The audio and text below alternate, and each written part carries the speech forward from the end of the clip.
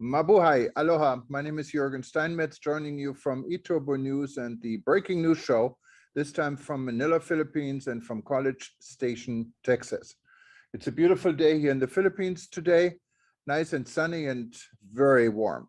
And Peter, how's everything in College Station? Well, it's a beautiful night here in College Station. We have dark skies, which is very typical of the night, but we do have a pretty moon, and we had a beautiful day, and we're expecting a nice, warm, and pretty day tomorrow with blue skies and nice white puffy clouds that'll be floating in the sky, which will make the place look even prettier. So I'm expecting we're going to have a nice night, and we're going to have an even better day tomorrow. It looks like here in the Philippines, everyone is getting ready for the upcoming election. There's a lot of campaigning, a lot of colorful T-shirts, telling people where you stand politically. But I also see a lot of guys with machine guns running around here in front of my hotel, what makes it a little bit scary. But it looks like it's everything around looks kind of peaceful. So let's hope it stays like this. Well, of course, the way things look and the way things are often very different. There's lots going on in the world, though. Certainly today in the United States, we did have some bad news for our economy. The economy shrunk. Instead of growing, it actually decreased. And when you compare that with the major inflation rate, which is taking place in this country and in Europe, that's got to have bad news for the tourism industry, because people don't spend a lot of money on tourism if they're afraid that they're going to need the money for food or for transportation or for basics. And one of the, I think, issues the tourism industry is going to have to face is the fact that we are seeing more and more the potential shrinking of the middle class. And the middle class is really the heart of tourism. So if the cost of, especially of diesel fuel, continues to rise, you're going to see people really needing to spend a lot more money on their basic food and air conditioning in the summer or in the winter. Of course, we saw also in Europe and Germany now back down because the Russians decided to cut off oil to Poland and to Bulgaria, two countries which don't have major pipelines. But this has really scared the Germans radically. And the Germans are really afraid that if the Russians cut off oil to them, this could cause a major summer crisis all across Europe as far as vacations, travel. And of course, people are they need energy. Without energy, you're stuck. You can't move anyplace. So these are going to be real challenges. This could be really the summer of discontent. And this could be a very difficult summer. Hopefully not, but there's the potential for it to be. And don't forget, Peter, I just saw a report just minutes ago in the National Geographic about expecting that marine life, as we know today, will pretty much be completely extinct in 2300. Obviously, you and I won't be here, or none of us will be here to see this, but it's still quite shocking if you think that maybe life on Earth would become impossible in a few hundred years. Yeah, I don't know if that report, how its total accuracy. That's based on what's called a theory that actually started in the 1890s. I'm sorry, yeah, in the 1890s, based on the assumption that the Earth would be overpopulated by the year 1910, and that the world would start coming to an end. And by the way, they're predicting the end of marine life forever. So one, I think whenever you see those reports, you have to take them with a little bit of a grain of salt. It's assuming that the world doesn't come together and one does not protect marine life. Two, that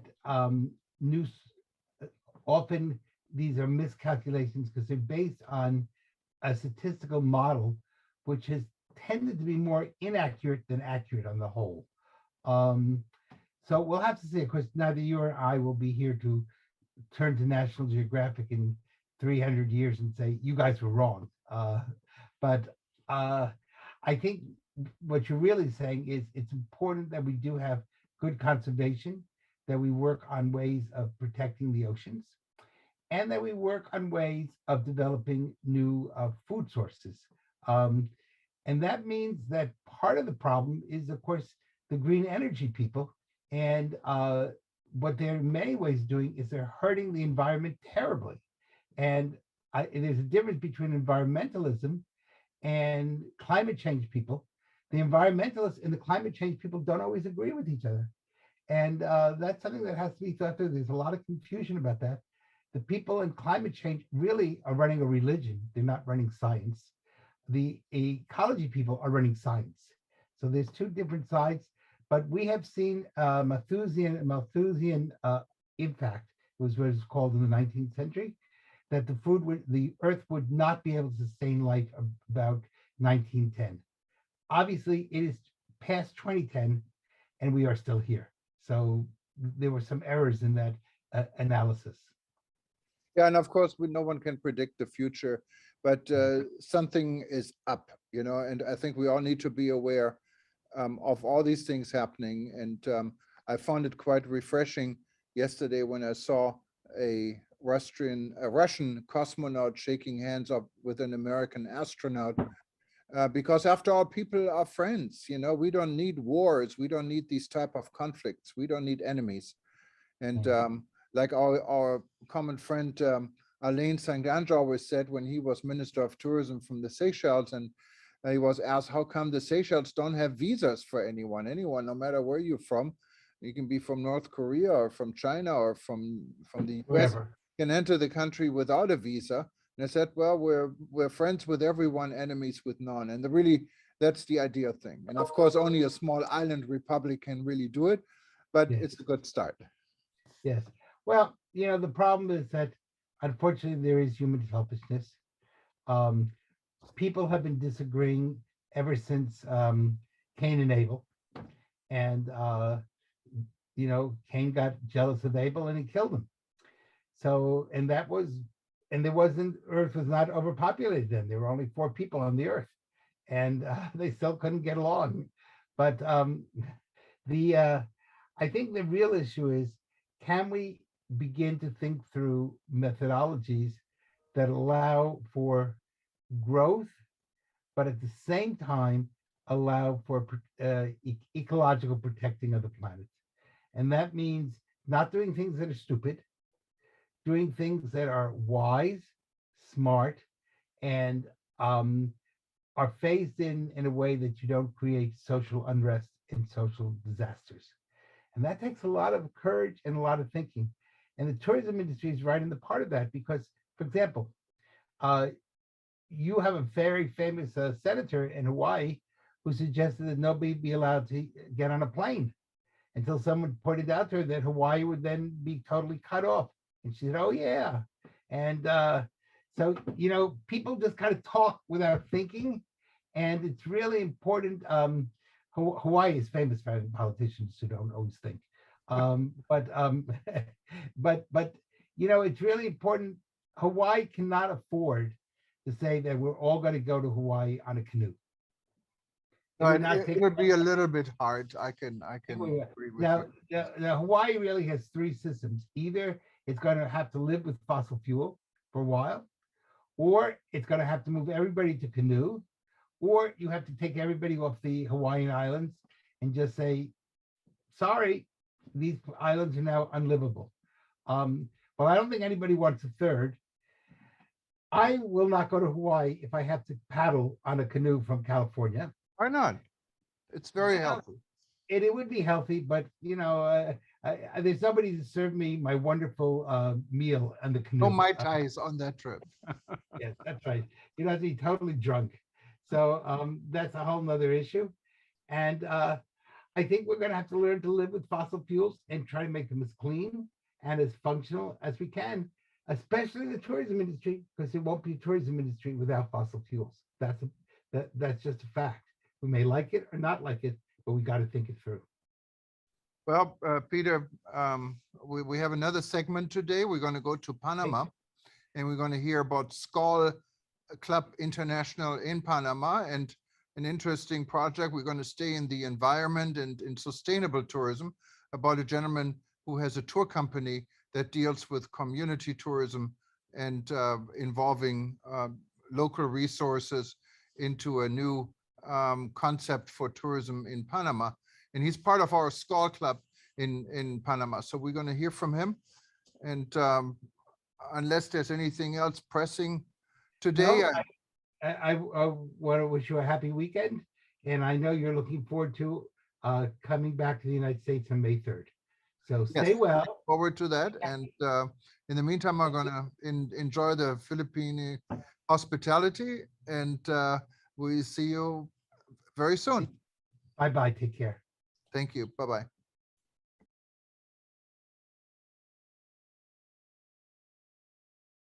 Hello and good afternoon. Today, we have a very special guest from Panama, Mr. Roberto Baca. And Roberto is involved in an organization. I'm also involved. It's called International. And of course, most of you that are in the travel and tourism industry know SCOL. And we're going to do a lot more about SCOL in the next, this year, because we want everyone to know how great of an organization SCOL is and how timely it is. It's because it's about doing business among friends. SCOL has been around for how many years now, Roberto? Is it not 86 years, actually, yeah, 1934. Yeah. 86 years, and it started in France and in Sweden, I believe. That's correct. With a group of people coming together, traveling and having a good time, and it now expanded in clubs. It's kind of, if you look at a Rotary Club, it's kind of a similar concept, and it's global, and especially now in the times of crisis and conflicts. SCOL is playing a very important role to keep the peace part of the travel and tourism industry together. So we're very happy to have Roberto with us. He's actually joining us from Panama. And most of you probably know where Panama is. It's in Central America. It's actually very accessible for those that live in the United States, and also in Europe. You have TACA Airline, I believe it's Copa Airlines. Copa Airlines, okay. But it's part of the Star Alliance, and it's a really amazing place to visit. I had the privilege of visiting Panama one time. A lot of culture, a lot of history. Everyone knows the Panama Canal. But Roberto, tell us a little bit more about SCOL, Panama, and what you're doing. Well, we're pretty much, just following what our president in SCOL International has said that we should do, right? It has the number of new members is one of our goals. And we've been able to actually enhance from 39 we used to have to 47. That's 25% of the new members we have in our membership. And also, well, yes, we are pretty much restructuring our ways of governance in such a way that we have been able to make some promotional changes dealing with social networks. And in fact, we're so proud to be part of the public relations, media, and communications committee with you as well, and Arnetta Cardenas, which is our director for that particular matter. And what can I say? We're pretty much happy, and today that is our happy World SCOL League Day. Well, what can I say? We're just pretty much enthusiastic about the things we can do, not just for Panama, but for all over the world, with all 317 clubs and 12,500 members in 102 countries. It's called, yeah, it's an amazing organization, and it's very international and global. SCOL is doing a lot of good things. It's relevant these times, especially when we go through all of this. But tell us a little bit more. I understand you're involved in sustainable tourism projects. Yes, we're working with sustainable tourism issues in 4 regions in which we divide the country here in Panama: the Occidental region, the Central region, the Canal region, and the Oriental region, which is pretty much close to Colombia, and that's in the Darien province. And that's a particular, pretty much famous region of the country because it has gotten 562,000 hectares in a national park. So that's actually called the lung of Central America, because the national park that is the biggest one in Central America as well.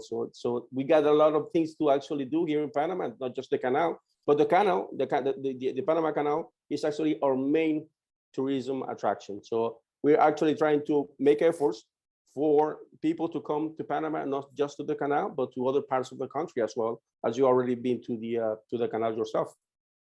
Yeah, and I know that your Minister of Tourism, who is, I think comes from the hospitality industry, young guy, was in New York just last week. One of our reporters, Dr. Eleanor Garley, attended the event in New York about Panama, and he was talking a lot about community tourism.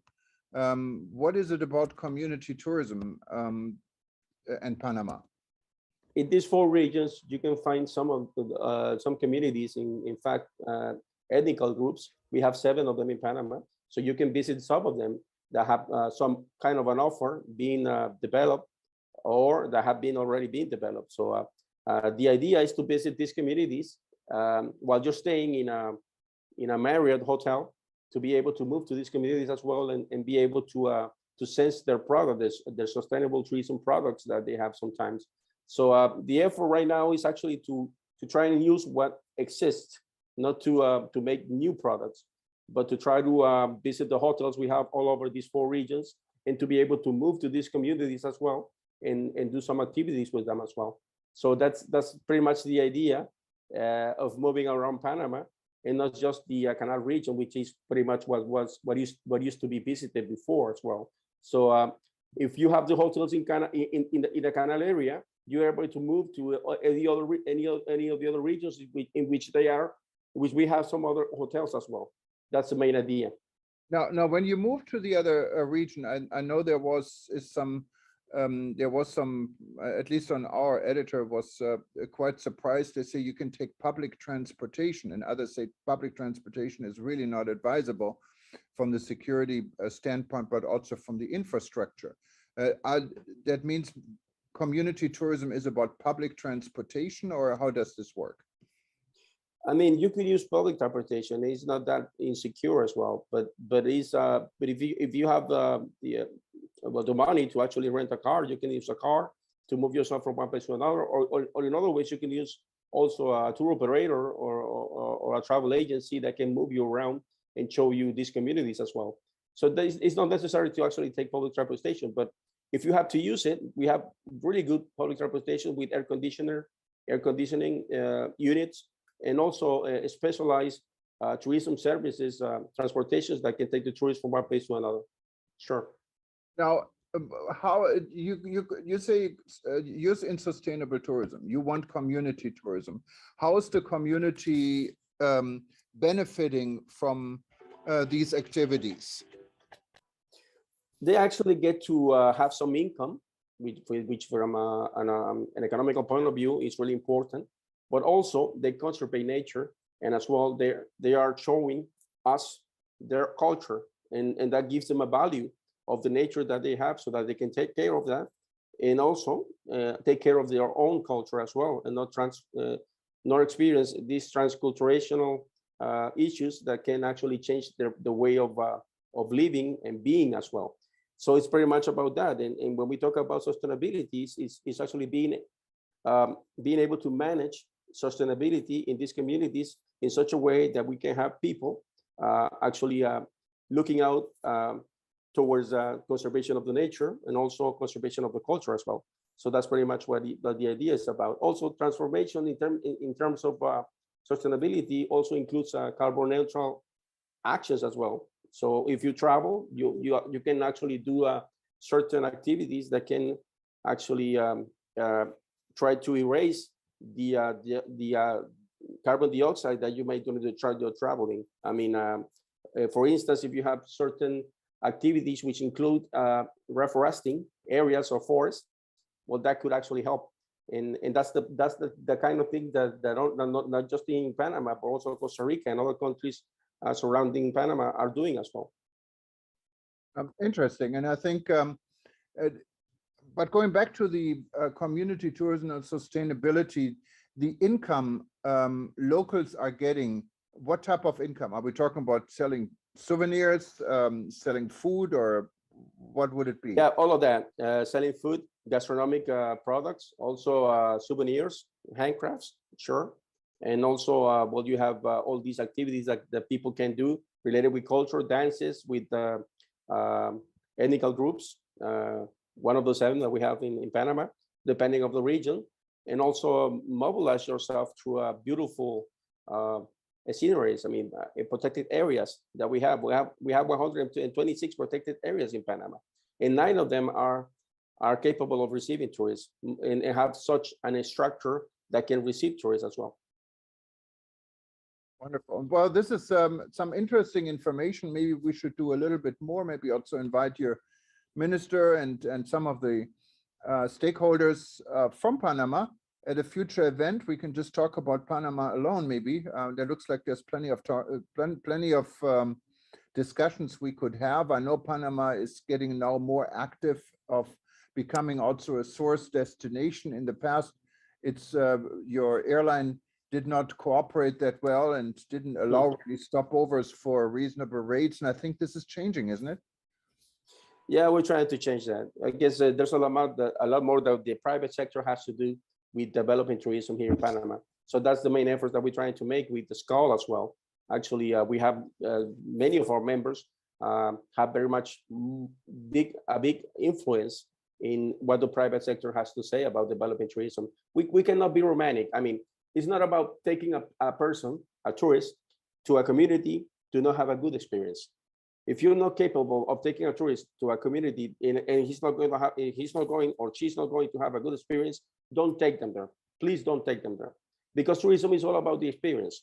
You want to have a good experience. You don't want to go to a community by being romantic and saying we're going to make some money for them and everything, but they're not ready to receive tourists. So that's the point here in Panama. We're trying to actually, with SCAL, to let the tourism ministry to actually the way they should do things and try to take advantage of what we have in each region that is capable of being visited right now, and what we have to work on to actually make things better for those destinations that have to be or need to be improved.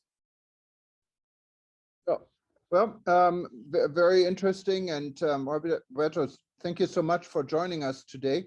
And hopefully we can hear a lot more, and all the best to you and our friends at SCAL. Well, as we say here in SCAL, together we are stronger as one. That's what we're doing all over the world. Thank you very much, Jürgen. Thank you. And you speak Spanish there, right? Is that the native the language in Panama? Yeah, we speak Spanish in Panama, but we also have a lot of influence from the States. That's why some of us speak English as well. Yeah. No problem with English. Okay. No problem with English. That's correct. All right. Okay. Take care. Okay. Ciao. Same to you. Same to you. Thank you.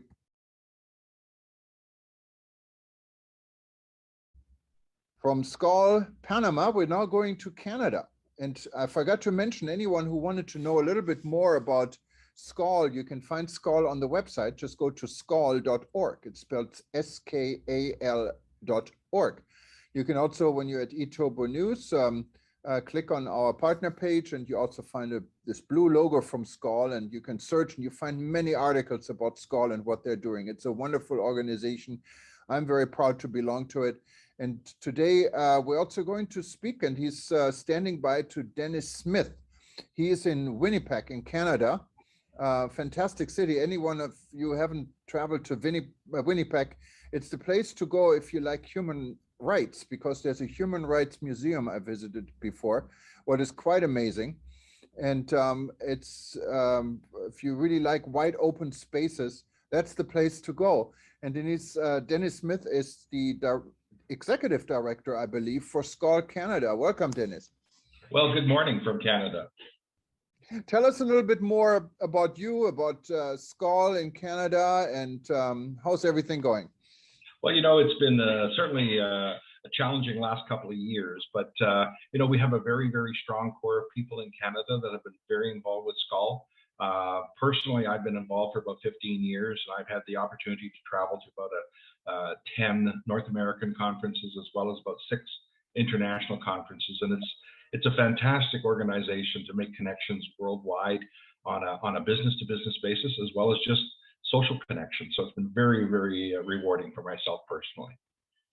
And Skull, how many Skull clubs do you have? Because Skull is built on local clubs. It's really a global organization, but with a strong local flair, because every Skull club kind of works almost independent under one global roof, right?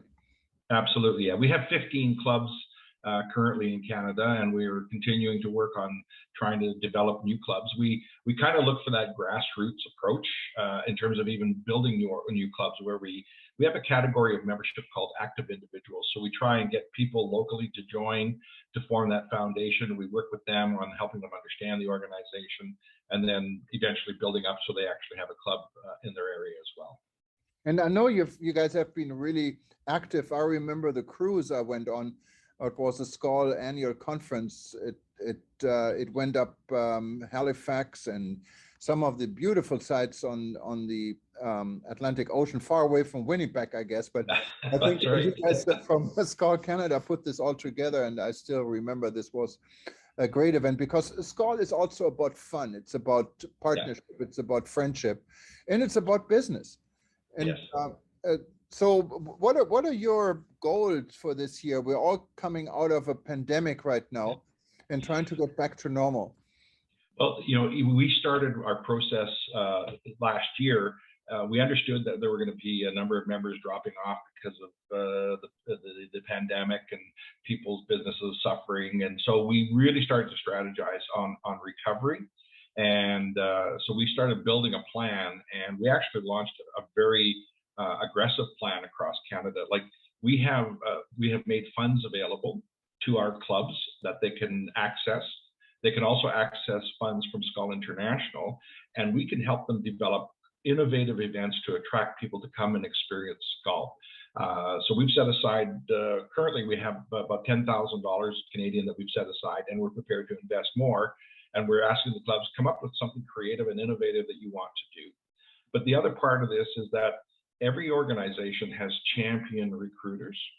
And so we set out a program to actually recognize those people that are the strong recruiters, because they're the ones that help build the organization. So we're actually having a draw at the end of the year for every new member or returning member. The individual or the club has their name entered in a draw, and we're going to be drawing for about $1,500 in Visa gift cards. So we want to recognize people that are helping us grow. And you're talking about a little bit Young Skull, and Young Skull, it's really the future. Young people are the future of anything, and also the future of Skull, right? Because sometimes Skull has this image of being a club of very seasoned people, because in the past only CEOs, I believe, were able to join the club, and that has all changed a little bit, didn't it? Absolutely. Your word "seasoned" is certainly a good one to use. I belong to that club now, so what can I say? Don't we all? But that is the challenge of the organization. It does reach the more senior upper management and senior management levels. So by default, you're going to have more mature people. But we have younger people that are buying into their family businesses or taking over new positions. And Young Skull starts at the college or university level, and it also extends into a category of Young Skull professionals, so that you have young people that are just coming into the business, into junior to intermediate level management positions that can become integrated. And that has been very successful with some of the clubs in Canada that have used that tool. So, there's different ways of people getting connected, whether it's as an active individual member or as a Young Skull person. So it's a good resource, and a lot of clubs work very, very closely with their local colleges and universities that have travel and tourism programs to help educate them on what the organization's about. Well, and so if you had a wish list, what cities in Canada should have a Skull club and don't have one yet? Well, I could name off about 100 cities. Unfortunately, our capital, Ottawa, it's a very challenging market. We used to have a club there, but we don't. We've tried a couple of times to reestablish it, but it's a very, very challenging market to hold people's attention. We have some maritime provinces that were really, really hit hard with the pandemic, and tourism is like everything in those markets. and we had 2 clubs, and they are currently on hold because they've just lost too many members. So that's kind of a big focus for us to help them recapture those members and then reestablish those clubs. So, I'm hoping over the next couple of years that we'll get back up towards about 18, 19 clubs and have really good representation from coast to coast. Wonderful. And one last thing, doing business with friends. What does it mean for you guys in Canada? Well, we've actually taken a step further. In Canada, we've actually launched a satellite program, which we call Connect the Skull Way. And it's part of our Canadian platform where, it's actually available to any member worldwide, but it is driven in Canada primarily. We really see connecting in 3 key areas. One is on a business-to-business basis. Secondly is on that social network, creating new friends. And thirdly is on the personal travel side, where you can reach out to any club anywhere in the world and ask people for help for, maybe a special arrangements for accommodations or travel information or just local connections. So we drive that as the primary benefits of the organization. And that's really the nice thing about Skull, because when you travel and there's a Skull club, you can feel like you're at home because you're welcome to attend and to be part of the local scene, and you probably make new friends, right? That's one of the ideas, I believe, behind Skull. Absolutely, and you're right about that. Like the cruise out of New York that went up to Halifax, we were at an international conference in Australia, and my wife and I planned on staying longer, but we didn't have any plans, and we met some wonderful people in Australia who said, "Come on up, come visit us," and we ended up staying at these wonderful places along the Gold Coast, and it was just all spontaneous connections with people. So it happens that at that level, and you go to these conferences and you meet with people that you met 10 years ago, and it's like you're meeting your best friend. It is that kind of a connection in the organization. And that's what we need, especially in today's age with war and everything else going on. And Skull has actually, not Skull Canada necessarily, but the Skull clubs in Europe and Romania, we had a session on all these wonderful things they have been doing to help refugees from Ukraine. So it's really a good organization to belong to. And no matter where you are in the world, if you don't have a Skull club, think about forming one. If there is a Skull club in your region, join it. Just go to skull.org, I believe is the website. And you can sign up. And if you have any difficulties, feel free to contact us. I'm a Skull member also, and we'd be happy to help you wherever we can to be part of our community. And it's a lot of fun, I can tell you that. Well, Dennis, thank you very much for joining us. And for everyone else, please stay tuned. We're going to go to Manila, Philippines. And today was the start of the Coffee Festival 2022. What's also a lot of fun. We have just some short scenes from the opening today. And after this, we're going to say goodbye. Aloha, mabuhay. I'm in the Philippines right now. And bonjour. I guess in Winnipeg, they speak English for most part. Good night. Goodbye. And if you wanted to see any of our events, anytime go to breakingnewsshow.com. It's linked from all our websites. You can watch us again. And this will be repeated over the weekend. So just stay tuned, or if you're on any of our website and you feel like watching us and you don't see the live stream, just click on it anyway. It's going to start over and you can see us again. And also for everyone, have a wonderful weekend. Stay safe, and hopefully the world remains as peaceful as possible. Thank you very much, and see you soon. Aloha.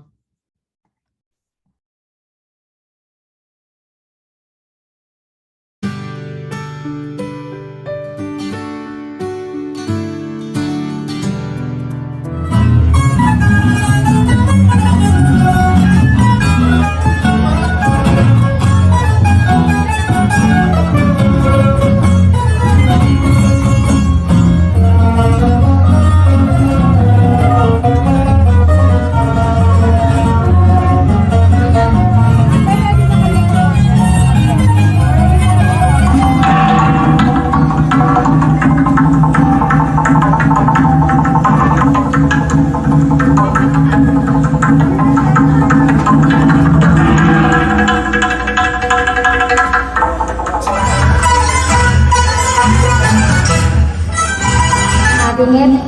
We are still alert level 1. Cases continually become low, and more importantly, hospitals are not full. And a lot of hospitals have already removed their COVID ward. It's because of your passion and perseverance for this advocate that we are here today, and I congratulate all of you for doing so. You have shown faith in our produce, our farmers, and our consumers, international and local.